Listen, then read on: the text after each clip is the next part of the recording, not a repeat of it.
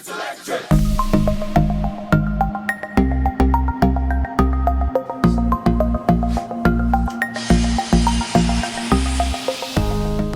to the Salish C EV YouTube channel. I created this channel because it's really hard to find EV-focused motorsport on YouTube, and so people could follow along with our project of racing an EV in and maybe winning the 24 Hours of Lemons competition. We're going to have some interviews with EV racers and EV race teams, maybe some EV-related reviews, build videos, race footage, and lots of fun. Our project is a little bit unusual, very unusual. Our project is something big. We're building a monster. What we're going to build is an all-wheel drive, dual Tesla-powered, 900 horsepower Volvo Station Wagon. That's right. We are taking this humble, long-serving 2001 Volvo V70 XC and replacing the engine with not one, but two Tesla large drive units. Those put out 450 horsepower each, so 900 total. We're building a 900 horsepower EV station wagon. Why are we doing this? The short answer is because it's fun. Yay! The long answer, the more interesting answer, is going to require a little walk down memory lane. Let me tell you what compelled me to start this project, give you a little bit of information about the Madcap 24 Hours of Lemons race series, and then give you a very high-level overview of our build plan. Future videos in this series will cover the different subsystems in detail and take you along as we encounter and solve engineering challenges that nobody has ever solved before. Hopefully this will inspire you to take on your own challenges, or it'll just make for good content for you to passively enjoy and maybe even form a parasocial relationship too. Table of contents, as always, are in the description. Feel free to skip ahead, but I think you'll find it more fun to hear the whole story, and you might just learn a few things along the way. When I was a kid, I read an article about the EV1 in National Geographic. The EV1 was a compliance car that GM made to meet a California law requiring emissions-free vehicles. It was reasonably quick for the mid-90s, it looked cool, it was quiet, and it went 105 miles on the charge, and you could fill it up for a couple of quarters worth of electricity. From that began my love affair with electric vehicles, from a distance anyway. I wasn't rich. It seemed so obvious that EVs were the future to me. They were faster, they require less maintenance, they're far better for the environment, and oil sure seems to cause a lot of problems in the world. If you think the EVs are worse for the environment than gas cars, sound off in the comments section. People saying wrong things in the comments drives engagement. Anyway, the EV future didn't happen in the 90s. I read about how GM simply killed the EV1, and not just killed it, but ordered all of the customers to return them so they could shred them. Only a few survive today. The EV1 used nickel metal hydride chemistry batteries. These are good cells. At the time, in the 90s, they were the most advanced, mature battery technology. They are about half as energy dense as lithium cells, meaning that in order to store the same amount of energy as a modern cell, the weight was twice as much. So they have some pretty major disadvantages, but they have some major advantages, like safety. They're far safer, and they require a lot fewer environmentally sensitive materials. So I thought about building my own EV with nickel metal hydride batteries. Well, it was the 90s, and I was a child, so I looked at what I could build, like an e-bike. But then a strange thing happened. It turned out that the critical patents for nickel metal hydride batteries were controlled by GM. They were being used in a few electric vehicles in the late 1990s from a few different manufacturers. And then, in October of 2000, the patents were sold to Chevron. You know, the oil company. GM shut down production of the EV1, citing, quote, unavailability of battery cells, end quote. And Chevron refused to sell the cells to operators who would use them to build an EV. So that was that. I didn't make any of this up, by the way. I linked the well-sourced Wikipedia article in the description. And if you'd like a deeper dive in the future video, let me know. As a kid, I also loved car racing. Not so much watching people race car, I was never into NASCAR or anything, but I really loved video games like Lotus 1-2-3 and then Gran Turismo later on. And once I got a little older, I got into the flow state excitement of performance driving. I stayed glued to the internet like any good millennial, and in the early 2000s, I found a car called the T0. T0, the world's fastest electric car. It can also do 0 to 60 in 3.6 seconds. This was an amazing little car. A company called AC Propulsion took thousands of laptop batteries, wired them all together, added an inverter and an AC motor, put the whole thing in a Lotus shell, and made a zippy little sports car. It's amazing. I wanted to invest, but I couldn't because I was in my early 20s and normal, and therefore had at most 4 figures in my bank account, but only after payday. A guy named Elon Musk saw the T02, and a lot of the T0 found its way into the first Tesla Roadster. So, the T0 influenced Tesla, and I kept wanting one, wanting to build one, wanting to go fast in one, but life happened. And rather than building an EV, I became a lawyer, and I enjoyed it. I never raced cars, but I got a fast motorcycle for a while. Life was good. And then, last December, I was browsing an online website and I saw an ad. Ads don't usually change your life, but this ad has changed my life. This was an ad for some AA rechargeable batteries. Nickel metal hydride batteries. So, these are listed as 3 amp hours, 1.2 volt batteries. I did some math and realized that these batteries were way cheaper per watt hour than the batteries that are typically used in EV cars. And they're nickel metal hydride batteries, so they're pretty safe. They've got decent discharge rate. I mean, I knew I couldn't trust the ratings on the batteries, but even if they were only half as good as they say they were, they'd be good enough to build something that would work and go pretty fast. So I thought more, and I thought, why not? Why not? Why not build an electric car powered by AA batteries? Well, I mean, you need a lot of them, but these were like 60 cents each. Let's try it. Did some math. I figured out how many of these batteries I need to build a 1 kilowatt hour battery, and I thought, let's try it. Not that expensive. So, I ordered 67 boxes of 16 AA batteries. That's 1,050 batteries. All right. So I told you before that I'm a lawyer. So why did I think I could do this? I mean, part of the reason, honestly, is YouTube. I've probably watched 1,000 hours of build content here. Honestly, it's been really inspiring. I see aging wheels or super fast map bumble through a build and thought, if they can make dumb mistakes and still not get hurt, I can probably make dumb mistakes and still not get hurt, right? And I've got some smart friends. And I live in a great town, Bellingham, Washington, which is full of builders and makers and artists and weirdos. Perfect place for this. The battery cells got here, and I put a post on the local subreddit looking for help.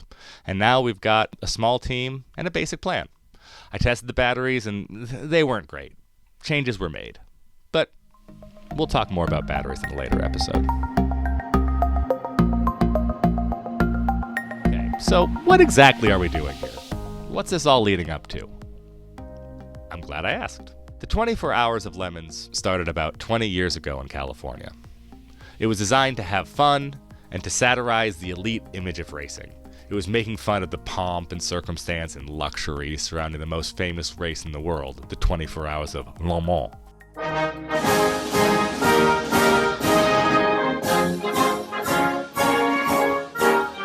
Like Le Mans, Lemons was an endurance race.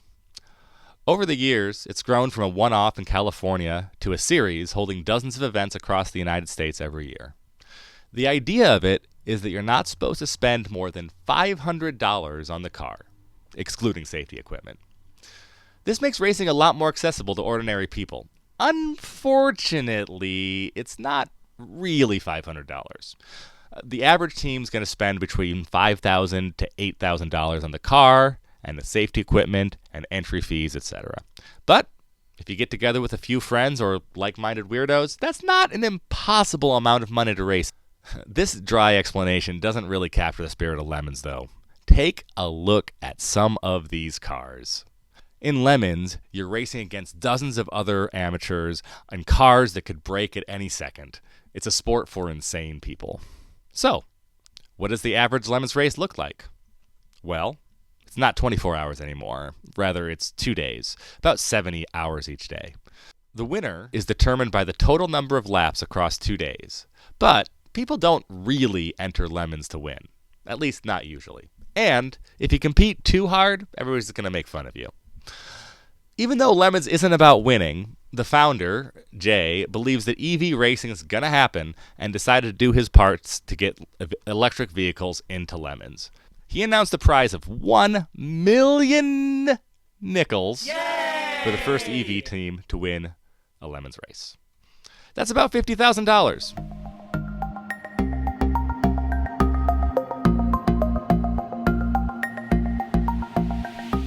We're trying to win an endurance race against a bunch of crappy cars with our EV. What are some of the challenges we're going to face?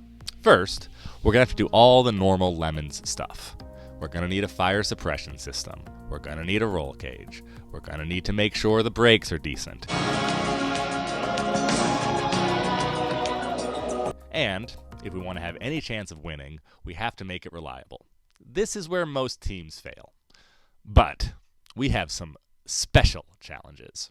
Some challenges that make this difficult, to say the least. The biggest challenge is battery life. So, your average EV is only going to last about 30 minutes to maybe 45 minutes at a race pace before the battery is completely dead. Famously, this was done on Top Gear, but it was fake. But regardless, what they were talking about was real. So even if you get that charging time down to 15 minutes, you're basically about the speed of a Geo Metro packed with 2 families of clowns. And it's not going to be possible to hold enough batteries to race for 7 hours. And even if we had a car or a van capable of that, it'd be so heavy and slow, there's no way it could win. So we're going to need something that can swap its battery. And it's nice if whatever we have is pretty big, so we don't have to stop too often. What are some other challenges we've got? The next challenge is battery cooling. If you talk to anybody who's done a track day in a Tesla, they'll tell you they get 1 or 2 good hot laps, and then the whole thing is performance limited because the battery temperature started going up too much. Now, they're still fast when they're performance limited, but they're not as fast. However, we need to make up for lots of time for all those pit stops we're going to have to change the battery, so we need to be extremely fast. Basically, it's that old story of the tortoise and the hare.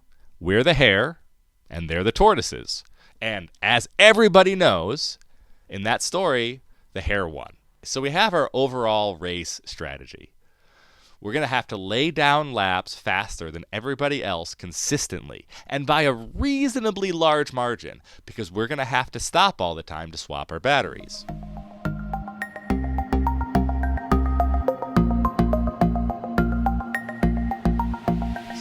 I need some room for error.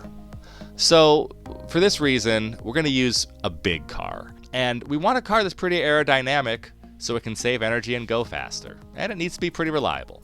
It may seem somewhat counterintuitive for a race car, but it turns out that an early 2000s Volvo XC70 fits the bill perfectly. They can be found really cheap, so they're good for Lemons. They're 4.7 meters long, that's about 15 feet, and pretty wide. They've got a huge area under the hood to work with. And critically, it's a 4-wheel drive vehicle from the factory. 4-wheel drive means it's going to have independent front and rear suspension, and all the bits and bobs you need to make the car into a 4-wheel drive vehicle. 4-wheel drive vehicles, in general, are much faster around the track than 2-wheel drive vehicles. But for us, we have an extra advantage because the way that EV drivetrains are designed, and because we can use 2 motors and do away with all the transmission, the old transfer case, the old drive lines, all that stuff, we're probably going to save weight overall despite having twice the power. Look at this. This is a Tesla large drive unit model. This part here is the reduction gear and differential. The reduction gear means so 9 spins of this motor means 1 spin of this part right here. This is why EVs have so much torque. The little holes here accept the axles, which then spin the wheels. It's actually pretty simple. Also, do check out Aging Wheels' Tesla-powered Ford Escape build. The link's in the description. And thanks for the plastic LDU. As you can see, the drive unit's actually quite compact. I mean, given the fact that it's a motor, inverter, and differential all in one. If you compare this with the motor and the transmission that came with the car, it's not even close. So this thing is so compact that we can easily put 2 of them in the Volvo, one in front, one in back. We could probably even put 4 if we wanted to. As I mentioned before, each of these units makes 450 horsepower. With 2 of them, that's 900 horsepower. And almost all of that's going to get through the wheels. The drivetrain losses are minimal here. 900 horsepower in a family station wagon. The XC70, it's got plenty of room for batteries, and those batteries can have plenty of surface area, which is going to help with cooling. The XC70 is surprisingly aerodynamic for a station wagon. That's about as good as an Audi TT from the same year, and we can improve that with a few simple mods, we think. It's got a huge weight capacity, which we're going to need to safely carry all those batteries. It's got a hatch in the back we can use for battery swaps, and it's really big. And I've got one. This is my parts car, so that's why we're doing it with this car. It's going to be fun. It's going to be fast. And who knows, maybe with your support, we're going to make it to lemons.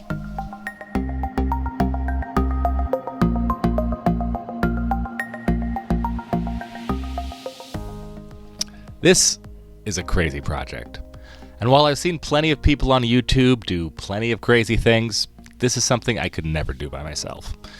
Thankfully, we've got this great team together already. Here are a few of them. We have some engineers, some maniacs, some artists, some gearheads, and some extremely fast drivers.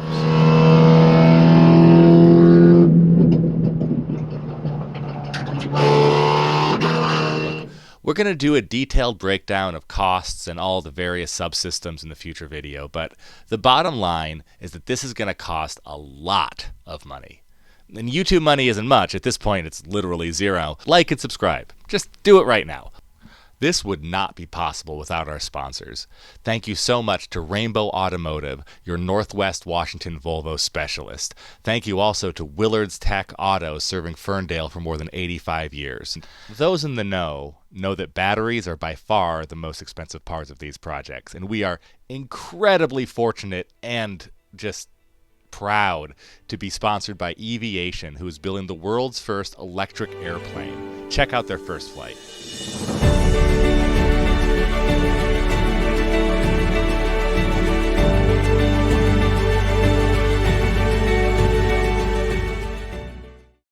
Like and subscribe for more. And if you want to support us directly, the Patreon is in the description. Here is a sneak peek of the sort of exciting content that's going to be available to Patreons. If you have any questions, put them down in the comments. I'm going to read every single one. Until then, run quiet, run fast. Till next time.